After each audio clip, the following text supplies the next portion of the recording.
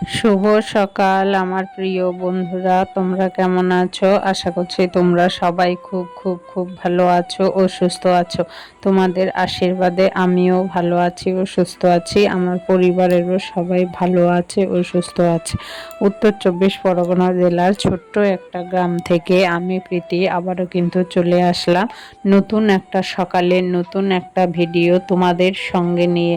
তো দেখো, সকালবেলায় কিন্তু ঘুম থেকে উঠে আগে আমি দুষ্টুকে স্কুলে দিয়ে এসেছি, তারপরেই কিন্তু সংসারের কাজকর্মগুলো শুরু করছি।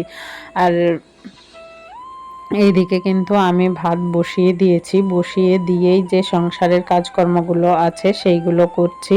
আসলে আবার একটু এক জায়গায় বেরোনোর আছে, সেই জন্যে মানে তাড়াহুড়ো করছি যে আবার দুষ্টুকে স্কুল থেকে আনতে যেতে হবে। আর সোনাই তো পড়তে চলে গেছে, না সরি পড়তে চলে যায়নি, পড়তে যাবে। আর আমি যেহেতু 8:30টার দিকে বেরোবো, সেই জন্যেই হচ্ছে ভাতটা বসিয়ে দিয়েছি, দিয়ে সংসারের যে সমস্ত কাজকর্মগুলো আছে সেইগুলো করে নেওয়ার চেষ্টা করছি।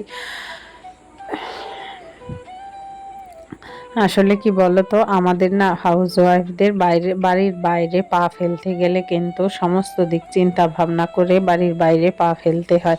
মানে যখন কোথাও বেরোবে তখন দেখবে বাড়ির কাজকর্ম যতটা সম্ভব গুছিয়ে রেখে গেলে কিন্তু যেখানেই যাও না কেন সেইখানে মন স্থির করে থাকা যায়। তাহলে যে কাজে যাবে সেই কাজে কিন্তু মনটা স্থির থাকে। আর বাড়ির দিকে যদি সমস্ত কাজকর্ম ফেলে রেখে আমরা চলে যাই না, তখন কিন্তু যেখানে যে কাজেই যাও না কেন তখন কিন্তু মনটা একদম স্থির থাকে না, মনটা অস্থির হয়ে থাকে যে কখন বাড়ি যাব, বাড়ি কত কাজ পড়ে আছে।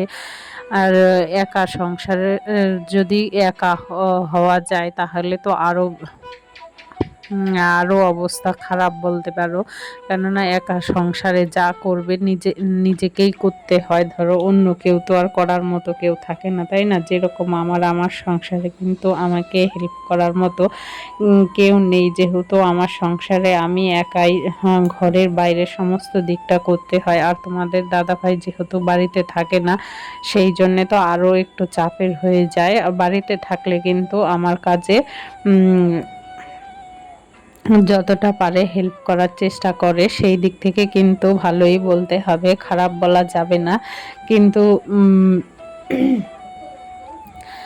যেহেতু বাড়িতে থাকে না সেইটা তো আর সম্ভব না। আর আমার সংসারে যেহেতু আর কেউ নেই, আমরাই মা মেয়ে 3জন থাকি, তখন বাইরের দিকটা আর ঘরের দিকটা কিন্তু সমস্তটাই আমাকে দেখতে হয়। তার মধ্যে যদি সমস্ত কাজকর্ম ফেলে ধরো বাইরের কাজে যাওয়া হয় তখন কিন্তু মনটা একদমই স্থির থাকে না, তাই না? যেটা প্রথমেই তোমাদের বললাম, তাহলে মনটা কিন্তু খুব অস্থির অস্থির করে। আর এই সমস্ত কিছু করে তারপরে আবার যেতেও হবে বাজারে, কিন্তু বাজারে গিয়ে কতক্ষণে কি মানে বাজার যাব ঠিকই, কিন্তু বাজারে গিয়ে কখন যে যাব আর সেই কাজ মিটিয়ে তারপরে কিন্তু আমি বাজারে যাব।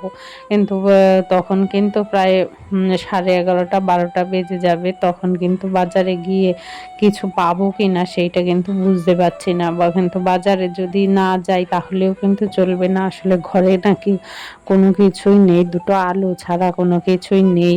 সেই জন্যে ভাবছিলাম, কালকেও সয়াবিন খাওয়া হয়েছে, তার আগের দিন একটু মাছ হয়েছিল, কিন্তু দুষ্টু শোনায় ওরা তো ওইসব খায়নি, তাহলে ওদের কিন্তু 2 দিন পর পর নিরামিষ হয়ে যাচ্ছে। হয়ে যাচ্ছে নিরামিষকে তো ওরা একদম খেতে চায় না। কিন্তু কি করব বলো, সব দিক সামলাতে গেলে না আমি ঠিক পেরে উঠছি না যে কোন দিকে গেলে কিভাবে কি করলে হবে। কিন্তু বাইরের কাজকর্মগুলো যদি আগে সেরে না আসি, এখন যেহেতু বর্ষার দিন, কখন কি বৃষ্টি আসে তখন তো আর যাওয়া যাবে না, তাই না? আর দুষ্টুকে একা রেখে তো একদমই যাওয়া যায় না। মানে যখন সোনাই বাড়ি থাকে সেই সুযোগটায়, কখন বাড়ি থাকবে সেই সুযোগ ধরেই আমাকে কাজ করতে হয়। আর এইদিকে দেখো, ও কিন্তু ঘুম থেকে উঠে ব্রাশ করতে চলে এসেছে। আসলে ও পড়তে যাবে, আর ও যেহেতু উঠে পড়েছে তাও আমি কিন্তু ঝট করে চলে আসলাম এই দেখো বিছানাটা তুলতে। তা চলো বিছানাটা তুলে নেই। আর ওইদিকে কিন্তু একটু মেঘমেঘ মতো করছে, তার মধ্যে যদি আবার বৃষ্টি আসে তাহলে কিন্তু অবস্থা আরো খারাপ। তার মধ্যে আবার আমাকে যেতে হবে দুষ্টুকে স্কুল থেকে আনতে, এনে রেখে তারপরেই কিন্তু আমার সেই কাজকর্মগুলোর যে বাইরের কিছু কাজকর্ম আছে সেই কাজকর্মগুলো করতে বেরোবো।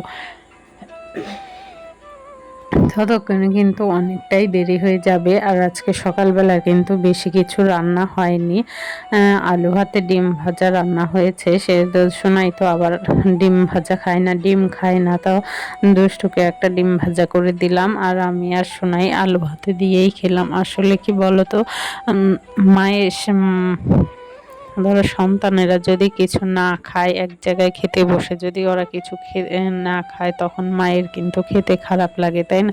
সেই জন্যেই আমি আর সেই ডিম ভাজা করে নিলাম না, দুষ্টুকেই একটা ডিম ভাজা দিলাম আর আমি আর সোনাই কিন্তু আলু ভাতে দিয়েই খেলাম। আর ওই যে তোমাদের বলছিলাম এক জায়গায় বেরোবো, সেইখানে গিয়ে তো কোনো কাজেই মিটেনি, আর বাজারেও গিয়ে কিছু পাইনি, তো সেই জন্য একটা মাছের মাথা পেয়েছি, সেই মাছের মাথাটা দিয়েই ডাল রান্না করছি। আসলে মাছের মাথাটা দিয়ে যদি ডাল রান্না করি তাহলেও একটু ওরা খাবে, না হলে না একদমই খাবে না। তাই এইভাবে ধরো একটু মাছের গন্ধ যদি পায়, সেই গন্ধে গন্ধে তাও হচ্ছে ভাত খাবে। আর এইভাবেই ম্যানেজ করার বুদ্ধি খাটিয়ে একটু প্ল্যান করে সে সংসারটা গুছিয়ে করার চেষ্টা করি। জানি না কতটা কি করতে পারি। তা দেখো ওইদিকে কিন্তু আবার সেই রান্না বসিয়ে দিয়ে আবার কিন্তু এই ঘরে কাজ করতে আসলাম। আর এখন কিন্তু বাজে প্রায় দুটোই বলতে পারো, পৌনে দুটো বাজে হয়তো, আমার ঠিক দেখা নেই, অনেকক্ষণ আগে দেখেছিলাম 1:30 বাজে, সেই হিসাবে বলছি এখন হয়তো পৌনে দুটো বাজে। আর এদিকে বাইরে না প্রচণ্ড হাওয়া দিচ্ছে, এই যে ঘরটা ঝাড় দিচ্ছি, সকালে কিন্তু ঘর ঝাড় দেওয়া মোছা হয়েছে, মোছা হয়তো তোমাদের সঙ্গে ঘর ঝাড় দেওয়া মোছা তোমাদের সঙ্গে শেয়ার করা হয়নি। আসলে কি বলতো, সব সময় একই কাজকর্ম দিতে না ঠিক ভালো লাগে না যেন, তাহলেও এখন যে আবার ঝাড় দিচ্ছি, এখন কিন্তু ওই যে বললাম পৌনে দুটো কি দুটো বাজে, আর এতটাই হাওয়া দিচ্ছে যে এই যে ঘর ঝাড় দিচ্ছি সব ধুলো কিন্তু আবার সেই ঘরের মধ্যেই চলে আসছে। আর এখন ঘরটা ঝাড় দিচ্ছি, তার কারণ হচ্ছে ঘরে না একদম পা ফেলতে পারছি না, যেহেতু সকাল সকাল ঘর ঝাড় দেওয়া মোছা হয়ে গেছে আর এখন প্রায় 2টো বাজে, ঘরটা ঝাড় না দিলে আর পা ফেলা যাচ্ছে না। আর এইদিকে দেখো আমি যে ডালটা বসিয়ে দিয়ে গেছিলাম, ডালটা প্রায় হয়ে গেছে, এখন একটু গরম মশলা দিয়ে ডালটা নামিয়ে নেব। তা চলো তোমরা ভিডিওটা দেখতে থাকো। আর হ্যাঁ, আরেকটা কথা বন্ধুরা, যাদের আমার ভিডিওটা একটুকু ভালো লেগে থাকে তাহলে কিন্তু অবশ্যই একটা লাইক করো, লাইক করতে কিন্তু ভুলো না, তোমাদের একটা লাইক আমাকে পরবর্তী ভিডিও বানাতে উৎসাহিত করে। আর তোমাদের ভিডিওটা কেমন লাগছে অবশ্যই তোমাদের মূল্যবান মতামত জানাতেও কিন্তু ভুলো না। আর যারা তোমরা চাও যে আমার পরিবারের একজন সদস্য হতে, তাহলে অবশ্যই আমার চ্যানেলটাকে সাবস্ক্রাইব করে আমার পরিবারের একজন মিষ্টি সদস্য হয়ে থেকে যেও। আর যদি কোনো ভুলভ্রান্তি হয়ে থাকে তাহলে তোমাদের পরিবারের একজন ছোট্ট সদস্য হিসেবে সেই ভুলভ্রান্তি ক্ষমা করে দিও। তো চলো দেখো, গরম মশলা দিয়ে কিন্তু আমি এখন ডালটা নামিয়ে নেব, নিয়ে আবার ওই গ্যাস মুছবো, রান্নাঘরটাও আরেকবার ঝাড় দেবো, দিয়ে তারপরে কিন্তু আমি স্নান করতে যাব। আর এই যে রান্নার টুকিটাকি বাসনগুলো পড়েছে সেইগুলোও মাজবো, এখনো অনেকটা সময়ের দরকার। তো দেখো ডালটা কিন্তু হয়ে গেছে, সমস্ত ঘর ঝাড় দিয়ে গ্যাস মুছে বাসন মেজে তারপরে আমি চলে যাব স্নান করতে। স্নান করে এসে তারপরে অনেকটা দেরি হয়ে গেছে, যেহেতু এখন কিন্তু প্রায় 2:30 বাজতে যায়, আজকে খেতে খেতে হয়তো 3টে 3:30 বাজবে, এখনও তো আমার অনেক কাজ বাকি। তা চলো তোমরা ভিডিওটা দেখতে থাকো। আর এই যে দেখো আমার ডালটা কিন্তু হয়ে গেছে, মাছের মাথা দিয়ে ডাল। গুড ইভিনিং বন্ধুরা, দেখো আমি কিন্তু যে দুপুরবেলায় খেয়ে দিয়ে একটু শুয়েছিলাম, তারপরে না উঠেছি, উঠে দেখি বাইরে এত মেঘ করেছে। ঝটপট উঠলাম, উঠে বাইরের যে সমস্ত জামা কাপড়গুলো মেলা ছিল সেই সমস্ত জামা কাপড় তুললাম, তুললে না দুধ আনতে গেছে, যেই গেছে সেই বৃষ্টি নেমে গেছে। ধরতে গেলে অর্ধেক ভিজে ভিজেই আসলাম, এই দুধটা নিয়ে চলে এসেছি, কেননা রাস্তায় কোথায় দাঁড়িয়ে থাকবো বলো। আর এই বর্ষাকালের বৃষ্টি কখন থামবে কি না থামবে তারও তো ভরসা করা যায় না, তাই না? সেই জন্য আর কোথাও না দাঁড়িয়ে ঝট করে চলে আসলাম বাড়িতে। এসে আবার ঘরটা ঝাড় দিলাম, দিয়ে কিন্তু সন্ধে দিয়ে এখন আসলাম চা করতে। তো আজকের ভিডিওটা এই পর্যন্তই, ফিরে আসবো নতুন একটা সকালে নতুন একটা ভিডিও নিয়ে। টাটা।